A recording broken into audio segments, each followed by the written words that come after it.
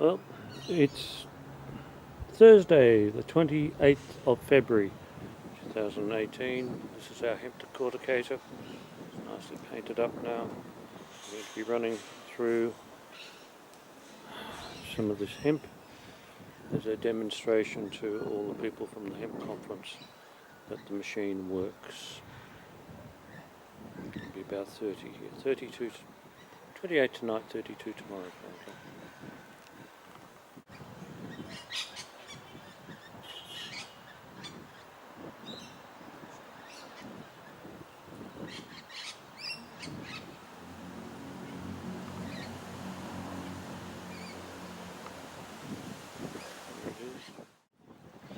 So the fibre comes out there, and over here is where all the herd comes out. There are a whole lot of the people coming.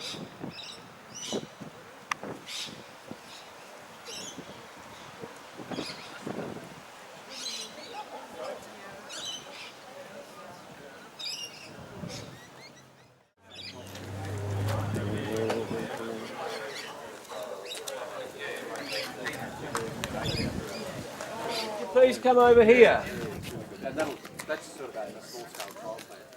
Come in the shade of the wind. Ross has set it up so that you can stand here in front of this container.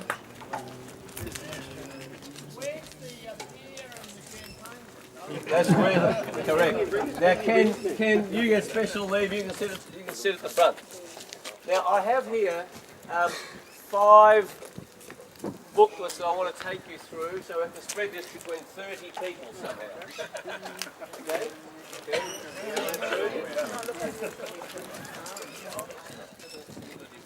So, yes, absolutely.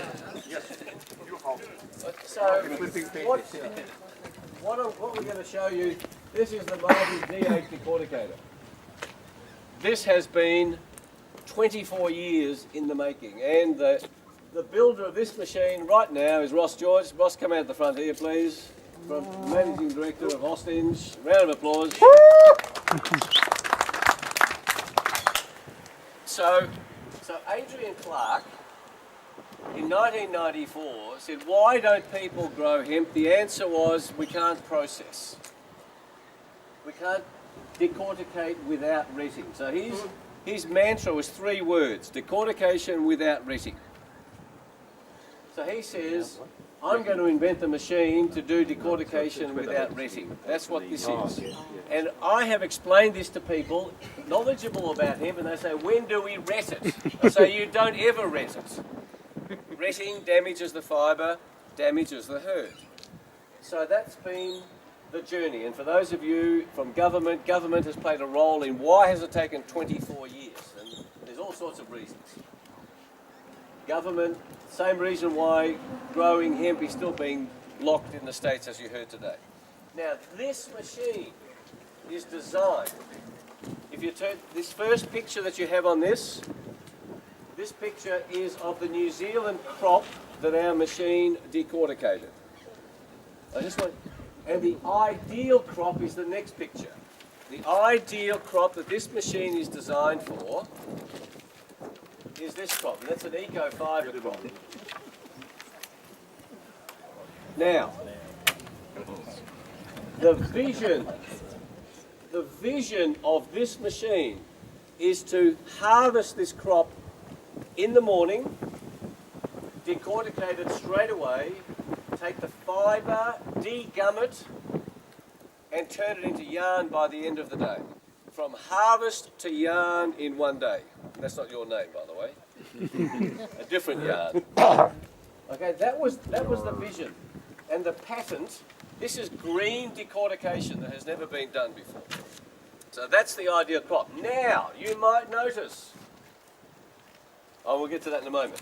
So the next picture is the long fibre that also comes out of this machine in New Zealand. Ross was over there, I've fallen apart already. Oh well, never mind.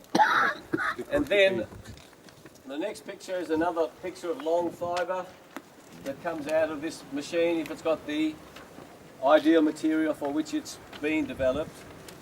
The next picture is the quality of separation. So the aim here is to have only 5% of the herd in the fibre and 5% of fibre in the herd. Separation after that is easy.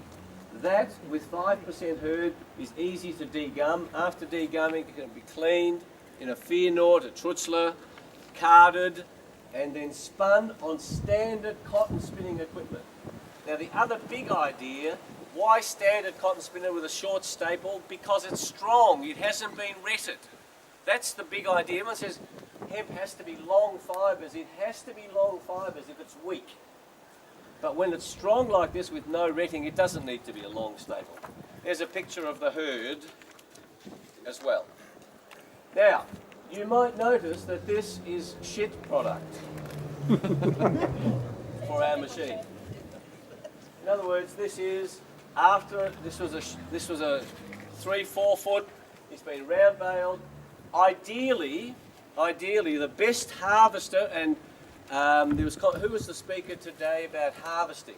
The best harvester for this is a reaper binder. Who knows what a reaper binder is? Okay, so you cut it, grab it, and put in butt first up this conveyor. That's what it's designed for. And it will do 1 to 2 to 3 tonnes an hour, depending on the input mechanism. And remembering, of course, that there's a lot of water in this. Jan, in your experience, what if 1 tonne of green would be roughly what level of water, liquid? What do you reckon, Rob? 30.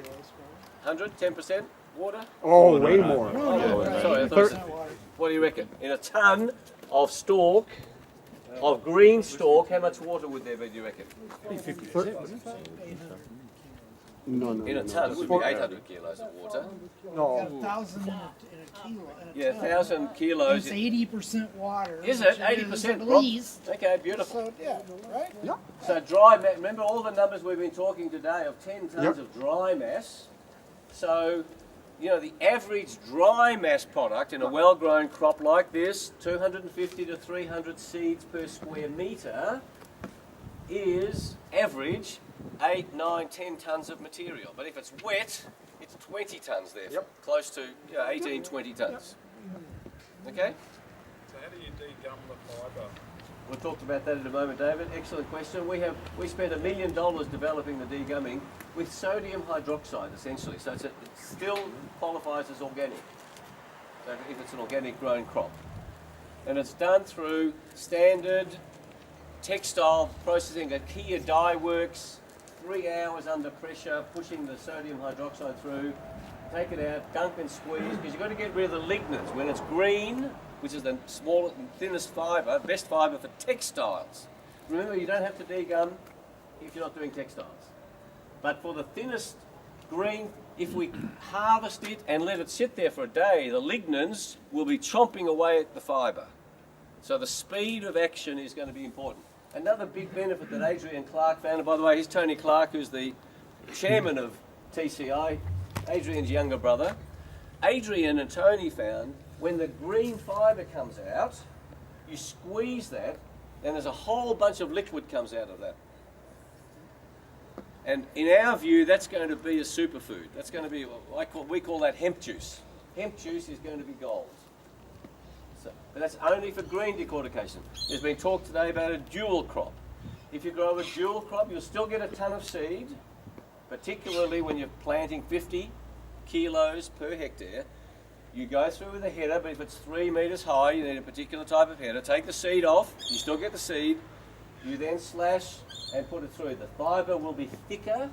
You'll get more herd, of course, because it's become a thicker crop. The ideal thickness of the hemp stalks is between your thumb and forefinger. There's only one. Adrian taught us that. That's what it's designed for. Between thumb and forefinger. However, whose thumb and whose forefinger? Littler. Is it Lynn's or is it whose? Come on, Dave. Let me see your thumb. And look at this. Flies. So I think it's an average male, whatever that might be. Okay, so the dream is yarn by the end of the day from harvesting. And 1 tonne an hour, this machine will do 5,000 tonnes in a year. That's 500 hectares of production. The beauty of this, it won't do 10 tonnes an hour. The beauty of this is if you wanted to do 10 tonnes an hour, you would have a number of these lined up beside each other. The beauty of smaller machines, this is only $350,000. You want 10 tonnes an hour, it costs you $10 million. And you will hammer mill it, and you will have had to ret it. Does that make sense? That's the vision. In cooperatives, the ROI on fine quality textiles is spectacular. Spectacular. Degummed fibre is worth, in America right now, we can get for degummed hemp fibre $20 US a pound. $20 US a pound. That's 56 Australian dollars a kilo. 56. And remember I talked about the Patagonia jeans? If you buy a pair of jeans, 600 grams, and those of you wearing jeans, there's 600 grams of fibre in that. And if you're selling it at the right price, $200 for a pair of jeans, you can afford raw material, degummed fibre at $56 because you can still make a wonderful return. Our philosophy around this is for farmers to earn more money. We are not in this game. TCI will stop doing this if farmers are screwed. So our driver is for farmers to be successful. Does that make sense? Successful farmers, that's been Adrian Clark's whole driver for this difficult journey. Any questions before Ross is going to do some safety things and then we're going to demonstrate this. So, David. is it possible, like doing it green, is that just like superfine wool? Yes. Right, so the bulk of the, like say 95% would be done dry, is that right? No, it depends on the markets because Adrian successfully got Ralph Lauren, who else was it? All the major fashion houses are desperate for superfine hemp fibre. And as I said, you cannot buy Patagonia jeans in Australia, hemp jeans, because they're sold out. So the question of the markets, so our strategy is to find markets for these products. But the practicality though is that you can't do it all green though. That's correct. No, we don't want to bail. Yeah, I know, but the practicalities are. Well, the question, it will grow. We're satisfied that if we grow the journey, there'll be sufficient machines. But not everybody needs the finest fibre, and not everybody needs particularly clean fibre. So the question is, what's the use for it? So if you're using it for herd, if you're using it for hempcrete, right? You want the herd to be clean. So on the herd, you then have to dry the herd in that situation. If it's And the green, fibre. if it's green, and the And fibre. the fibre. And the fibre. What's the correct. cost of drying? That's correct. If it comes out wet, you squeeze it, get the hemp juice, then you have to dry it. There are Irish fibre drying machines that will do 10 tonnes an hour. There's an Australian guy who was at the conference last night that does dryers in this space. Agri dryers. Adam Montgomery was his name. Adam Montgomery, excellent. So you would have to dry it. Okay, so just to be clear, because they're all extra costs. Yes. So it's like a superfine wool products that you're saying. So if you want to put your hemp stalks into superfine wool equivalent, Yes. then you do it green and Nice. have the associated costs of extra heating and drying. That's correct. And if you then don't the need rest- superfine, normal textiles, denim, for example, if you're making denim, then you can have a dual crop. Let it go to seed, take the seed, sell the seed, and then harvest the stalk. So then the rest of your crop you'll just do dry. Correct. So I've seen crops in the Hunter Valley that are 20 to 40 mil in diameter. Yes, So this is not that's designed. bigger than my thumb. Correct. This is not designed for that.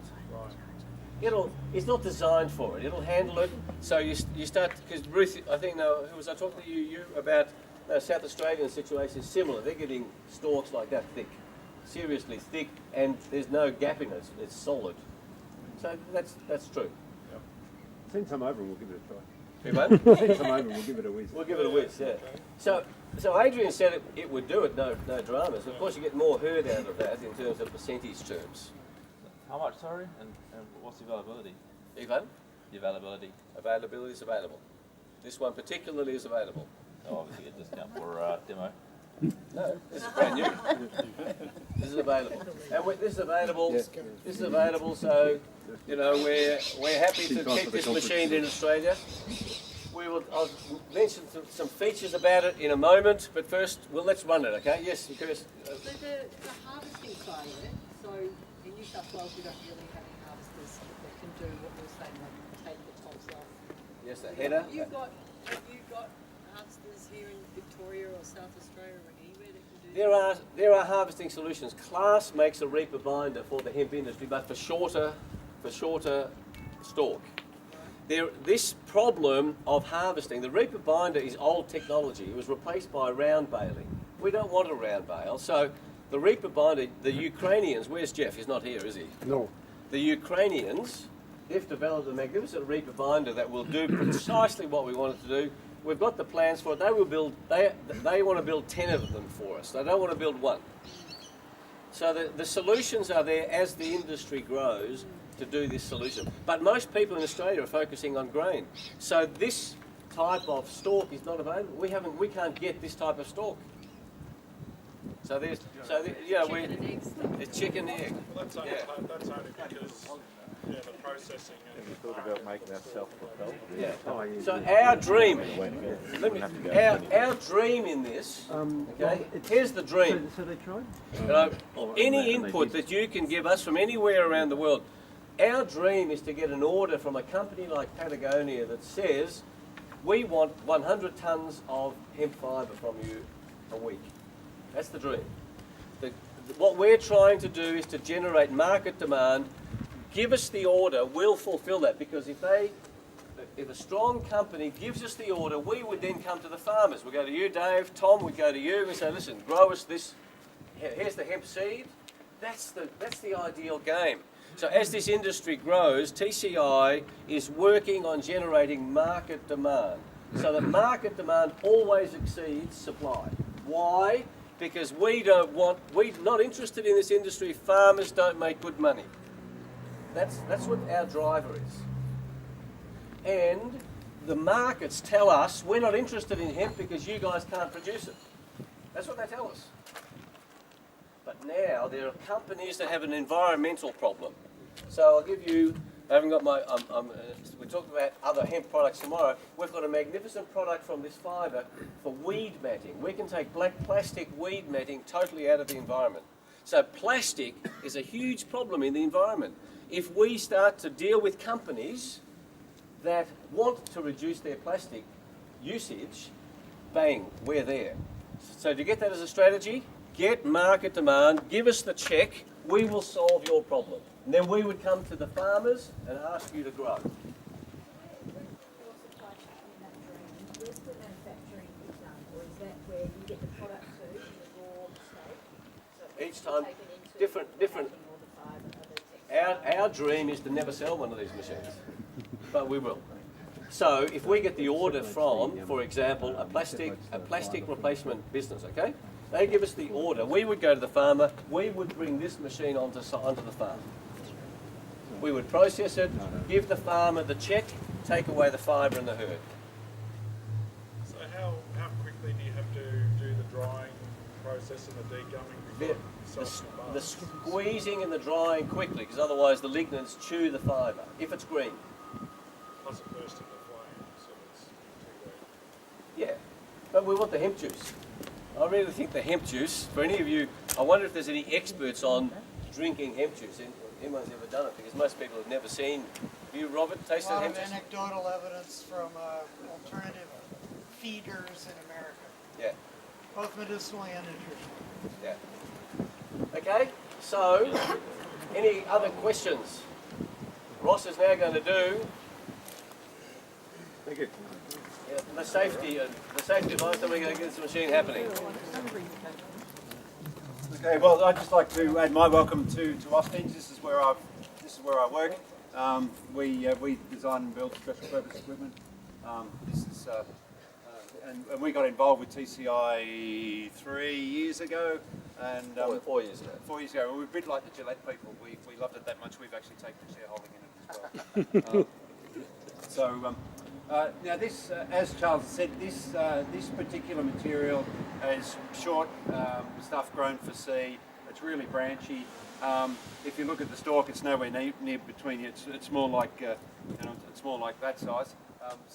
But I mean, we got this material because it's good enough for what we're doing, which is testing the machine. This was finished a week and a half ago, so we're frantically finishing it for this conference, getting it all ready for you guys. We got this material, which is good enough for us testing, but doesn't produce. It produces a reasonable product, but not much. A lot of moving parts in this machine. If I'd like everyone to keep 2 metres away, please, from the machine, and so everyone there is fine.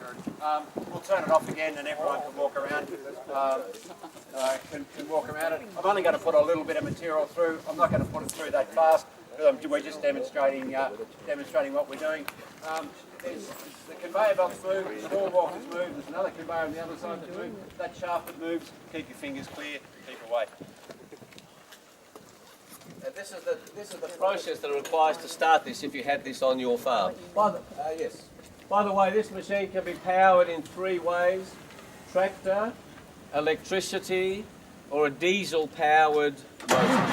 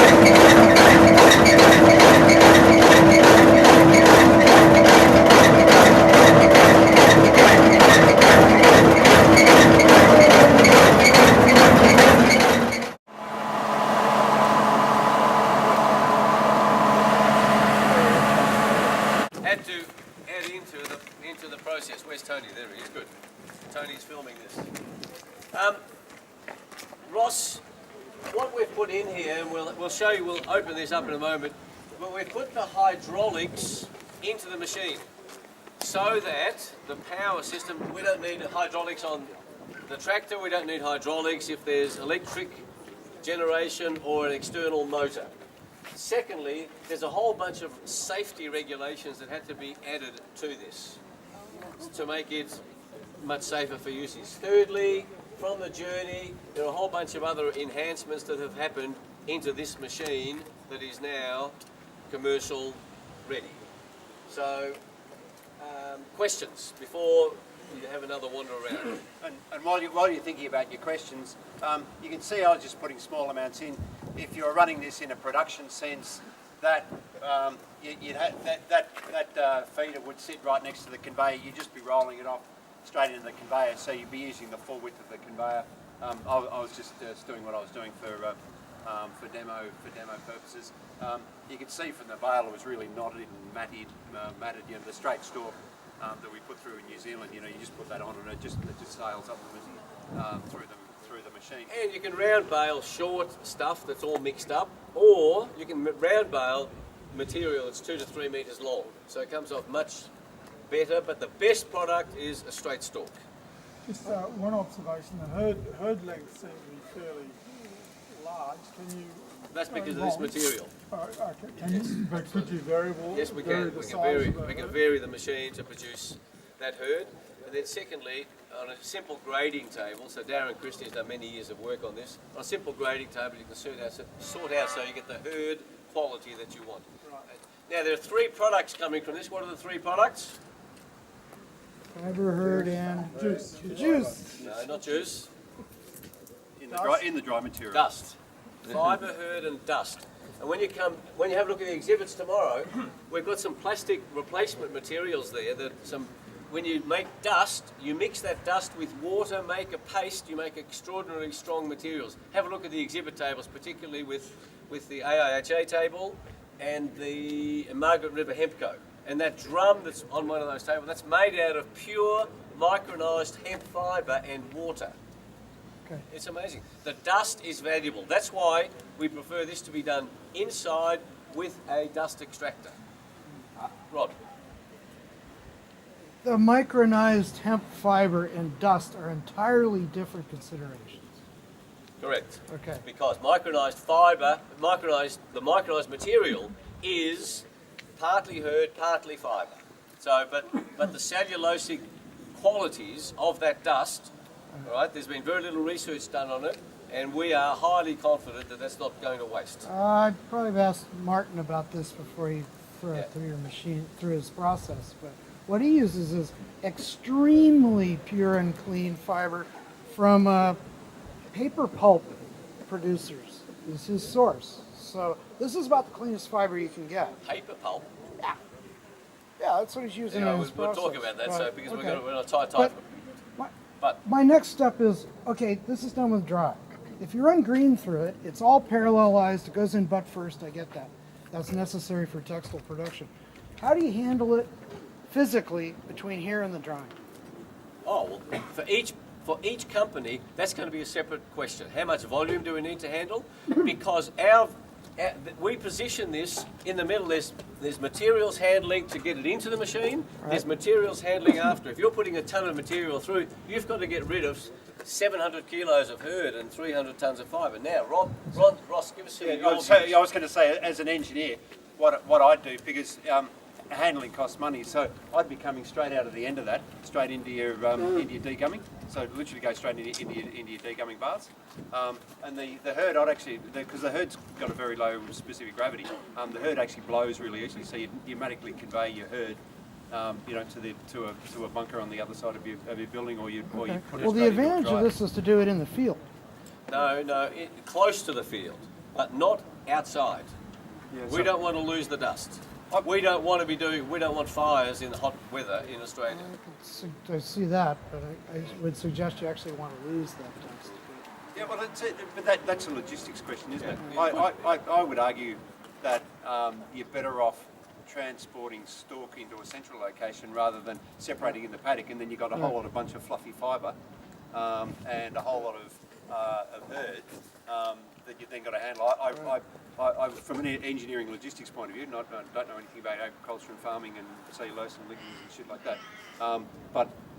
But just from a straight logistics point of view, I reckon you're better off handling the store. We've worked it much better. If you run it through green, you're not going to get much dust until later in the process. But you're still going to get two products. Much better take one product out of the field and then separate under controlled environment than have it in the field.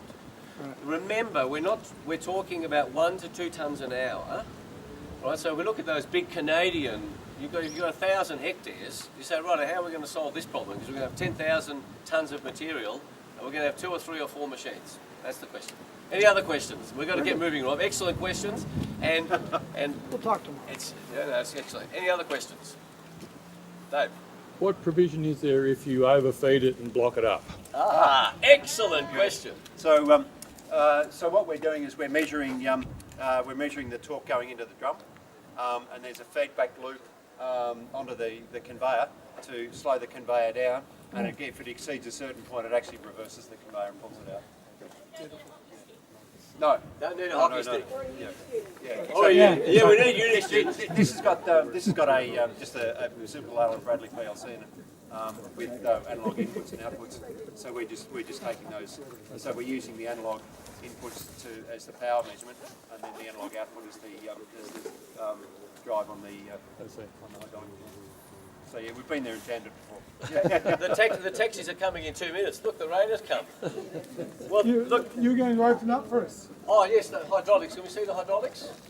So come and look at the hydraulics. Walk around with Ross. When the taxis come, get in the first taxi that you can, or stand in the shelter there. Thank you for coming, everybody. I'll need these back for the Friday.